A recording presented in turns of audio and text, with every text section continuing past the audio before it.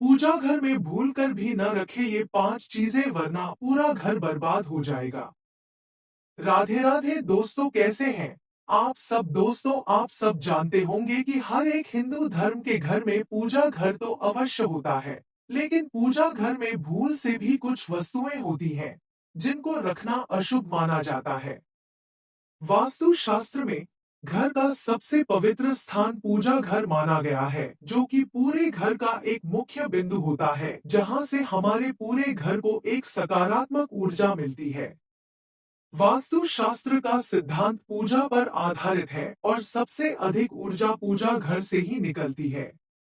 वास्तु शास्त्र के अनुसार पूजा घर में रखी हर एक चीज का विशेष महत्व होता है और बहुत सारे लोग होते हैं जो गलती से पूजा घर में कुछ चीजों को रख देते हैं। इसके बारे में उनको ज्ञात नहीं होता कि हमें पूजा घर में कौन सी चीज रखनी चाहिए और कौन सी नहीं। वास्तु शास्त्र के अनुसार पूजा घर में कभी कोई ऐसी चीज नहीं रखनी चाहिए जिससे नकारात्मक ऊर्जा पैदा होती हो, क्योंकि आप सब जानते हैं घर में नकारात्मक ऊर्जा का आना घर की बरकत को रोकना होता है। पूजा घर में रखी कुछ चीज घर के सदस्य पर बुरा प्रभाव डालती हैं और सदस्य की तरक्की में बाधा बनती है। इससे घर की बरकत भी रुक जाती है। आइए जानते हैं कि पूजा घर में कौन सी चीज रखी हो तो उन्हें तुरंत हटा देना चाहिए। एक वास्तु शास्त्र के अनुसार घर के मंदिर में कभी टूटी हुई या खंडित मूर्ति नहीं रखनी चाहिए। अगर आपके घर के मंदिर में ऐसी मूर्तियां रखी हुई हैं, तो आप उनको वहां से तुरंत हटा दें। ऐसी मूर्ति रखने से पूजा का फल नहीं मिलता है और नकारात्मक ऊर्जा अधिक फैलती है और सकारात्मक ऊर्जा घर से नष्ट होने लगती है। वास्तु के अनुसार पूजा घर में कभी भी एक ही देवी देवता की एक से अधिक मूर्ति नहीं रखनी चाहिए। वास्तु में इसे बहुत ही अशुभ माना जाता है, इससे घर के सदस्य की बरकत रुक जाती है। इसके अलावा मंदिर में कभी भी रुद्र रूप वाली भगवान भोलेनाथ की मूर्ति नहीं रखनी चाहिए, क्योंकि ऐसा माना जाता है वह मूर्ति अनिष्टकारी होती है, क्योंकि जब भगवान को गुस्सा आता है तब उस रूप की वह मूर्ति होती है। ऐसी तस्वीर या मूर्ति रखने से अनिष्ट होता है। पूजा घर में कभी भी फटी धार्मिक पुस्तक नहीं रखनी चाहिए। अगर ऐसी पुस्तक आपके घर में रखी हुई है, तो आप उनको किसी बुक सेलर से सिलवा सकते हो। अगर पुस्तक फट गई है, तो उन्हें बहते जल में प्रवाहित कर दो, जो कि आपके काम की ना हो। तो पूजा घर में देवी देवता को कभी भी खंडित अक्षत नहीं चढ़ाने चाहिए। जब भी आप भगवान को अक्षत चढ़ाएं तो एक बार उनको देख लें कि वह खंडित तो नहीं है। अगर मंदिर में ऐसे चावल हैं, तो उन्हें हटाकर साबुत चावल रख दें। वास्तु शास्त्र के अनुसार पूजा घर में कभी भी पितरों की तस्वीर नहीं लगानी चाहिए। आप उनकी तस्वीर पूजा घर से बाहर किसी भी दीवार पर लगा सकते हो, परंतु पूजा घर में ऐसी तस्वीर लगाना अशुभ माना जाता है और ना ही कभी आपको पूजा घर में अपने गुरुओं की तस्वीर ना लगाएं। इसलिए पितरों की तस्वीर पूजा घर में न लगाकर घर के किसी दूसरी जगह लगा दें। आमतौर पर लोगों की आदत होती है कि वह अपने घर में अखबार और पुरानी मैगजीन को रखते हैं, लेकिन वास्तु की माने तो इसे घर में रखना अशुभ माना जाता है, क्योंकि अखबार पर जमी धूल मिट्टी आर्थिक संकट के साथ पारिवारिक कलह लेकर आती है और हमारे घर में हर दिन झगड़ा होते रहते हैं। इसीलिए उनको इकट्ठा होने से पहले ही इन्हें बाहर कर देना चाहिए। घर के मंदिर में शंख जरूर रखना चाहिए। कहा जाता है कि घर के मंदिर में शंख रखने से घर का वातावरण अच्छा होता है और घर में सकारात्मक बनी रहती है और घर से नेगेटिविटी दूर होती है और घर में शांति का माहौल बना रहता है। मंदिर में शंख बजाने से घर में सुख शांति बनी रहती है और हर एक सदस्य का दिमाग सकारात्मक रहता है। मानता है कि दक्षिणावर्ती शंख रखने से शुभ परिणाम मिलते हैं।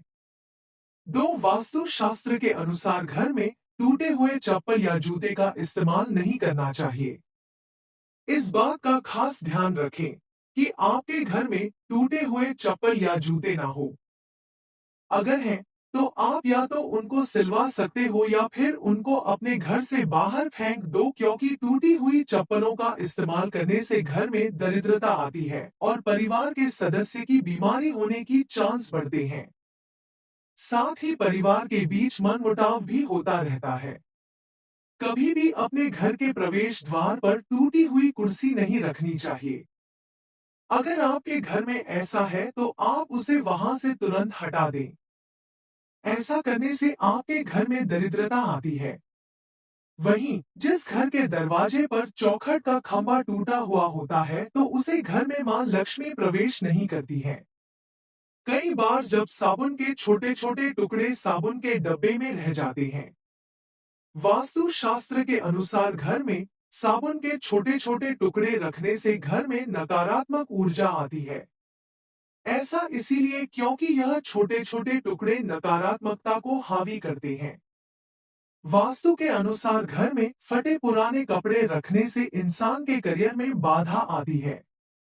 उसकी सफलता मिलने से बहुत दूरी रह जाती है। इसलिए अगर कोई कपड़ा बहुत पुराना हो गया है या फट गया है तो उसे बाहर कर देना चाहिए। पूजा घर में निर्मल को जमा नहीं होने देना चाहिए। आप उसे निर्माण लिखो या तो कहीं नदी में प्रवाहित कर सकते हैं या फिर कहीं गड्ढा खोदकर उनको घट सकते हैं।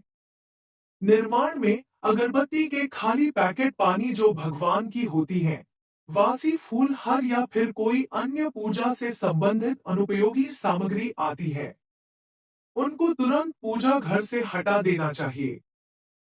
पूजा घर को हमेशा साफ सुथरा रखना चाहिए। इन चीजों से घर में नकारात्मक ऊर्जा का वास होता है और सकारात्मक ऊर्जा हमारे घर से धीरे धीरे दूर होने लगती है और दरिद्रता को निमंत्रण भी देती है। ऐसी चीजों से वास्तु दोष या मंगल दोष जैसे दोष भी होते हैं, जो कि हमारे जीवन में बहुत बड़ा प्रभाव डालते हैं। हिंदू धर्म में गंगाजल को बहुत ही पवित्र माना गया है। लगभग हर पूजा घर में गंगाजल रखा होता है। मानता है कि मंदिर में गंगाजल रखने से मां लक्ष्मी की विशेष कृपा होती है और आपको मंदिर में रखा गंगाजल हर दिन अपने घर में छिड़कना चाहिए। घर के मंदिर में किसी चांदी या पीतल के बर्तन में गंगा जल रखें।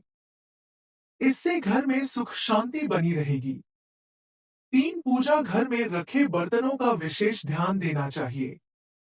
कहीं आप जिन बर्तनों से भगवान को भोग लगाते हैं या पूजा में उसे यूज करते हैं, वह कहीं से टूटे फूटे हुए तो नहीं है। अगर आप ऐसा करते हैं तो यह आपके घर के लिए बहुत ही अशुभ है। अगर आपके घर के मंदिर में टूटे फूटे बर्तन रखे हैं तो आप उनको बदल दीजिए।